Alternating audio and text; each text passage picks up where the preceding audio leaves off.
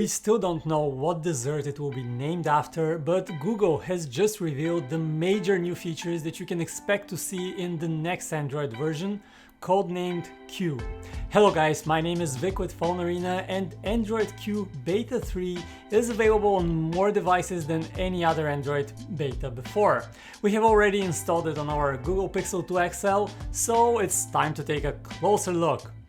And the one feature that will make the biggest difference to most people in Q is the new dark theme. It is activated with a simple tap on a toggle in the notification drop-down, and it turns backgrounds in places like settings and popular apps black. And it's not a dark gray tone, it's a true black color, meaning that AMOLED screens will get significantly improved battery life with dark mode turned on. Chrome does not yet support the feature, but we hope it will get it in the near future. As for developers, they will have time to implement dark theme for their apps until Android Q launches this fall. The other big change in Q is the gesture navigation.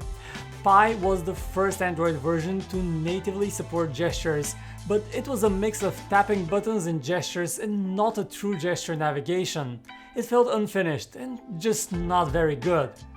With Q, Google finally brings a true gesture interface, and the way it does this is to basically copy the iPhone way of doing gestures. It's really pretty darn close. Rather than the tiny pill-shaped button from Pi, you now get a big lozenge at the bottom just like on iPhones. You swipe up to go home, you slide your finger left and right on the bottom to quickly swipe between apps, and swipes from the side act as a back gesture. All of this works smoother than before, but it doesn't feel as fluid as gestures on iOS. What we do love though is that you can swipe from both edges of the screen to go back a step and not just from one side. Google also showed huge improvements to the speed of the Google Assistant. You will no longer need to shout, "Hey Google," every time, and you can just basically give it commands with almost no interruptions, and it will swiftly and efficiently get things done for you. Show me my photos from Yellowstone. The ones with animals. Send it to Justin. All right. Yeah. But one of the best new Android features was not available for us to test just yet. It's called Live Captions, and it's coming to Android Q devices later this year. What it does is use local on-device machine learning to automatically create live captions for all sorts of videos, not just YouTube videos. It will appear as an option when you press the volume rocker, and then you can just tap the Live Captions button to enable it. And these captions will appear even when you watch videos with no sound. Truly impressive.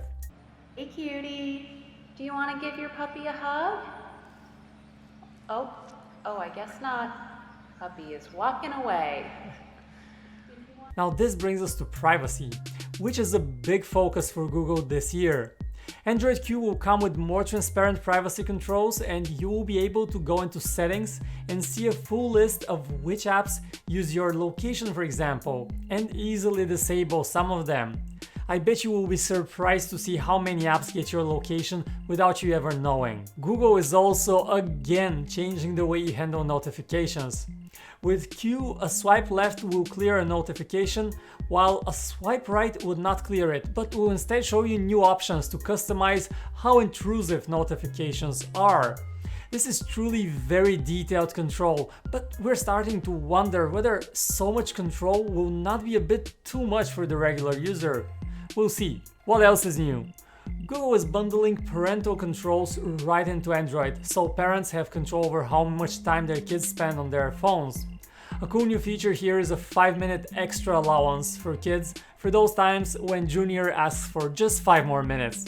You also have a new focus mode for work that will completely gray out applications that you have earlier marked as distracting and will help you focus when you need to get things done. There's a bunch of smaller things too, so Android Q really shapes up to be like a huge update. Many of the features are iterative, but there is just so many of them, so the whole update does feel big. What are your thoughts on all these new Android Q features? Have you already tried the beta?